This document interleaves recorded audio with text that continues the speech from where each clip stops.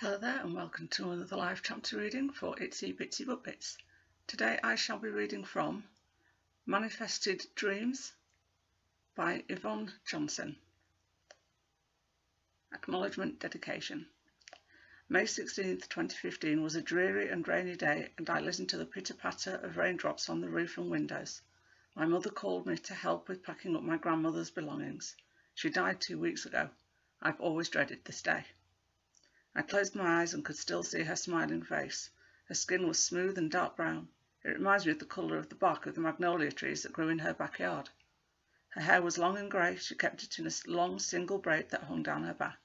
On special occasions she would wrap her braid around her head and wear it like a crown. She looked like a queen. She was a small woman, just don't let her size fool you. She was quite strong. Her eyes sparkled like stars in a night sky on a clear night. Even when she started to get sick and weak, her eyes still shined till the day she closed them for the last time. My grandmother always shared stories about our family history. Now that she'd passed, I wish I'd paid more attention to the stories she shared with me. She was always so animated during her storytelling sessions. Her stories were filled with the details of how life for her was for her parents and their many ancestors before them. I used to wonder how she could remember all of their stories. She always said we came from a long line of storytellers. She would say, Kari was your great-great-great-great-grandfather, who was the village griot in Africa. The griot was an African storyteller for their village.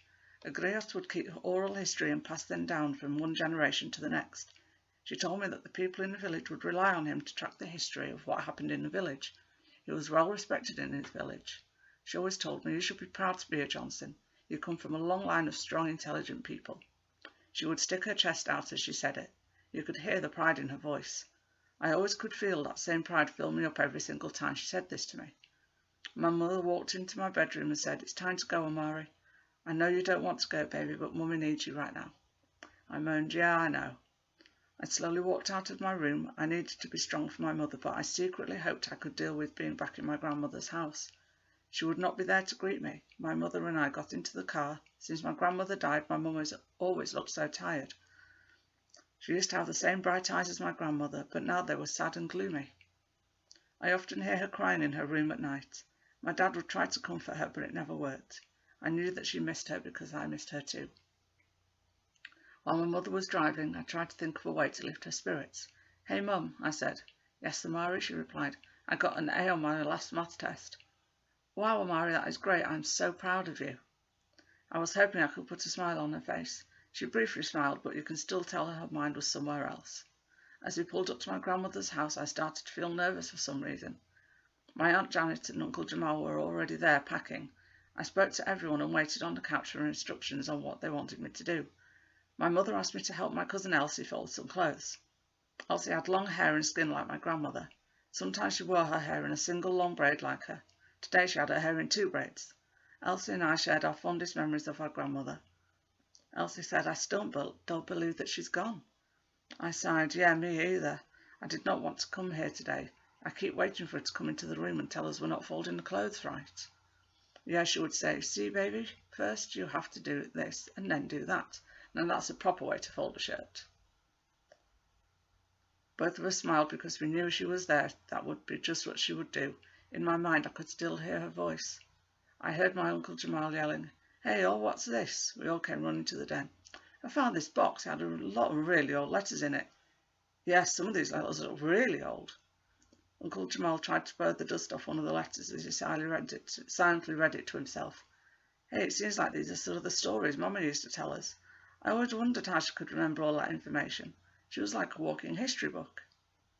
Uncle Jamal asked us what we should be doing with the letters. I know that they are very valuable. I do not want to throw them away. I asked my mother if I could keep them. I felt like it would be like a piece of having my grandmother with me. I already missed hearing her tell me stories about our family.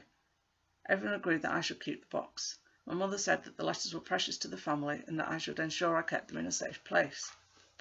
After hours of packing up my grandmother's items, my mother and I drove back home. My father and sister saw the box I brought to the house and asked, what's in the box, Amari? Our family history, I answered. Family history? My father asked with a puzzled look on his face. Yeah, in the box. I have letters from different family members. With a puzzled expression, my sister Amari asked, who are the letters from? Are the letters from Grandma and Grandpa?